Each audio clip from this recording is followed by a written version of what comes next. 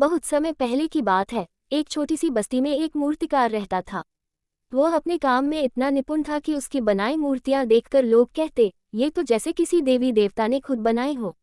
एक दिन उस मूर्तिकार ने एक बहुत सुंदर मूर्ति बनाई, एक बालक की जो मुस्कुरा रहा था।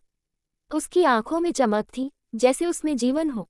लोग उस मूर्ति को देखकर चकित रह गए, लेकिन सबसे ज्यादा हैरानी तब हुई जब वह मूर्ति रात में जीवंत हो उठी। मूर्ति ने आंखें खोली और खुद से पूछा, मैं कौन हूँ? मुझे किसने बनाया है? वह चल पड़ी अपने सर्जक को खोजने। चलते चलते वह जंगल, नदी और पहाड़ों से गुजरी। रास्ते में वह अन्य मूर्तियों से मिली, जिन्हें अलग अलग लोगों ने बनाया था। कुछ अधूरी थी, कुछ टूटी हुई, लेकिन सभी में एक सवाल था, हमारा सृजन किस उद्देश्य से हुआ है? आखिरकार वह बालक उस मूर्तिकार के पास पहुंचा जिसने उसे बनाया था।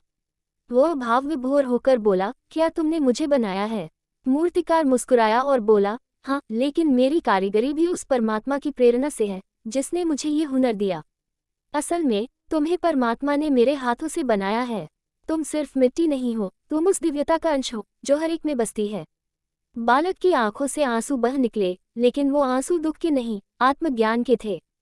उसे समझ आ गया था कि वह केवल एक शरीर नहीं, बल्कि परमात्मा की संतान है, एक परम सृजन।